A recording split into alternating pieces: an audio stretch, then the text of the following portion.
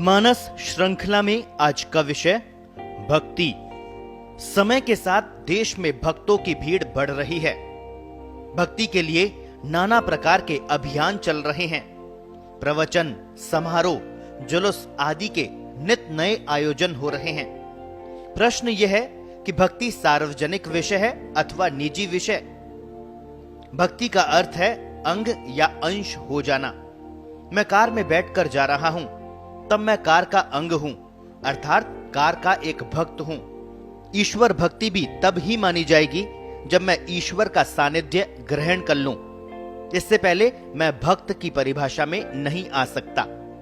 श्री कृष्ण ने श्रीमद् भगवत गीता में कर्म योग, ज्ञान योग, भक्ति योग और बुद्धि योग का वर्णन किया है और उनमें भक्ति योग को सर्वश्रेष्ठ माना है। मन का इंद्रियों की ओर अभिमुख होना कर्म योग है, मन का आत्मा की ओर अभिमुख होना ज्ञान योग है और आत्मा का ईश्वर की ओर अभिमुख होना भक्ति योग है। तीनों ही अवस्थाओं में अनासक्ति रूप बुद्धि योग परम आवश्यक है, तभी अंश भाव की पूर्णता संभव होती है। इसके अतिरिक्त कुछ बातें और भी है जिनके बिना भक्ति हो ही नहीं सकती। एक है आराध्य का स्वरूप प्रकाश और दूसरी है आह्लादन शक्ति। इनके बिना आराध्य को पाने की व्याकुलता पैदा नहीं होती, समर्पण भाव नहीं आता तथा श्रद्धा स्थायी नहीं बनती। भक्ति का मूल है प्रेम भाव, माधुर्य। इसमें भक्त न तो ईश्वर से कोई इच्छा रखता है, न ही ईश्वर भक्त से। पत्रम पुष्पम फलम तोयम यो में भक्त्या प्रयच्छति। यहां भक्ति के कोई संकल्प नहीं रहते। जो भक्त को अच्छा लगे वही ईश्वर को अच्छा लगता है। ईश्वर का स्वीकार करना ही ईश्वर का अंश हो जाना है। भक्ति का आश्रय स्वयं भक्त होता है। उसकी भाव साधना ही भक्ति का मूल होता है। एक बालक की तरह उसका विलाप और छटपटाहट ही उसे गति प्रदान करती है। भावों का परिपाक होता है, इसी से रस की प्राप्ति होती है। एक स्थिति पर पहुंचकर अगली स्थिति के लिए व्याकुल बने रहना क्रमिक विकास के लिए आवश्यक है।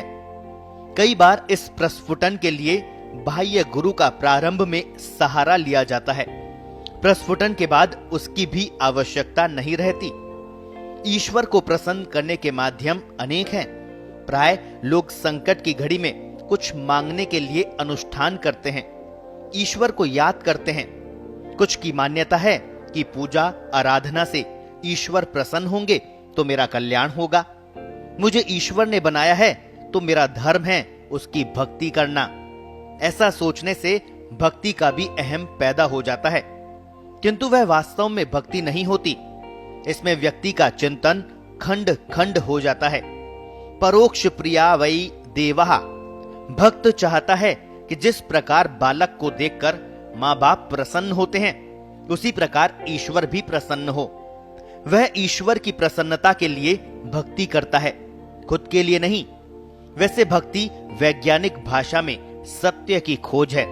व्यक्ति स्वयं को हर स्तर पर देखता चलता है, हर स्तर को पार करता है और मंजिल पर पहुंच जाता है। श्रीमद् भगवत गीता में 4 प्रकार के भक्त बताए गए हैं। आर्तो जिज्ञासुर ररार्थी ज्ञानी च भरतर्षभ।